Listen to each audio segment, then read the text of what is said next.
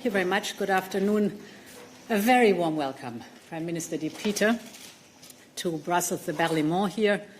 The 12th of April will stay in our memory for a very long time. On that day, the Hungarian people took their future in their hands. They made a clear choice. They chose Europe and they chose democracy. They chose to return to the heart of our union where they belong. And it has only been a few weeks, but we can already feel a strong wind of change across Hungary. And you, dear Peter, are sending to the world powerful messages. With your swearing in on the Europe Day and the sound of the European anthem, and with the European colours once again flying proudly over the Hungarian parliament, these are symbols that a new era is beginning for Hungary. Now, while messages and symbols are important, hard work makes the difference. And in record time, you have formed a government with ministers drawn from the top ranks of their professions who have stepped up for the public interest. Your government is moving with speed and determination to deliver on the promises you have made to the Hungarian people, to kick-start the economic recovery, to fight corruption, and to restore the rule of law. And in very short time, we already have concrete progress to share. We will take no shortcuts, we will address all issues, and we will work hand in hand for the good of Hungary and the European Union. So let me outline the areas that we are concentrated on. My first point is on structural reforms for Hungary. They are much needed to fight corruption and state capture in Hungary. They also unlock billions of euros funding frozen over the last years.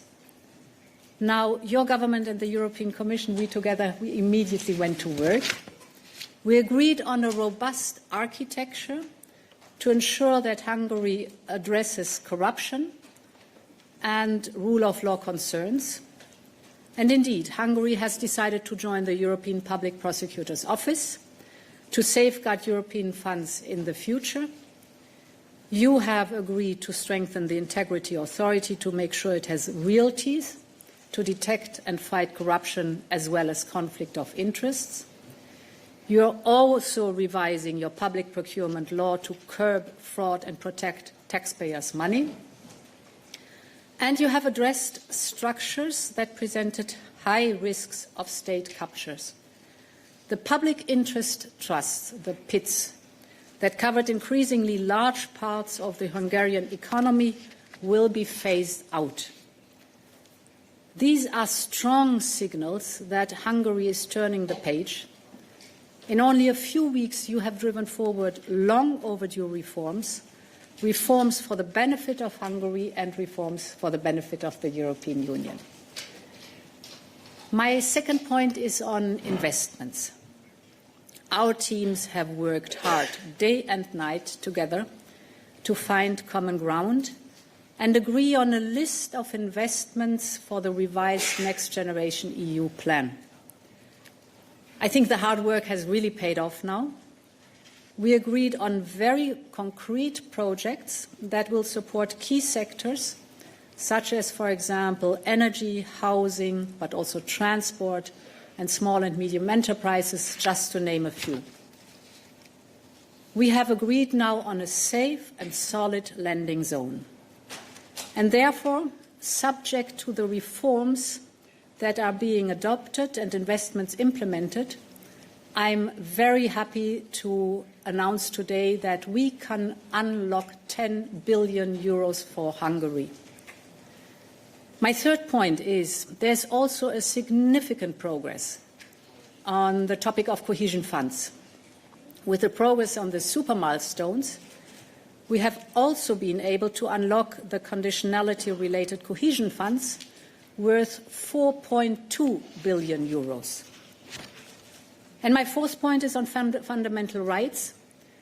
We have also made great progress on the protection of fundamental rights in Hungary, notably on academic freedom. Hungary will gradually phase out the public interest trust, the PITs, and pass legislation to address concerns about conflict of interest and integrity rules.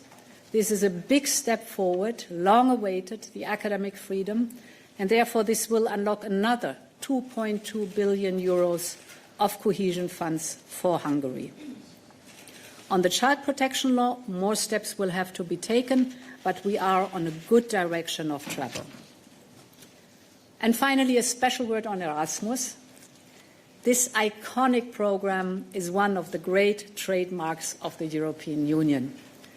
Entire generations have been shaped by Erasmus, friendships, families, freedom.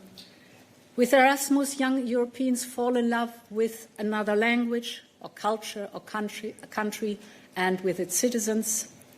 And in doing so, they understand that our diversity is our strength. And it is so important that young Hungarians can benefit from this wonderful experience too. So as early as the next academic year, good news, Hungarian students can also be again part of the Erasmus community. With that, dear Peter, let me conclude. A great deal of work has already been achieved in a very short time. And markets are already taking notice. Investors' confidence is returning. Trust is being rebuilt. This gives confidence for the next steps to come, and we will continue to work together at this pace, each step of our way. Thank you very much, and the floor is yours.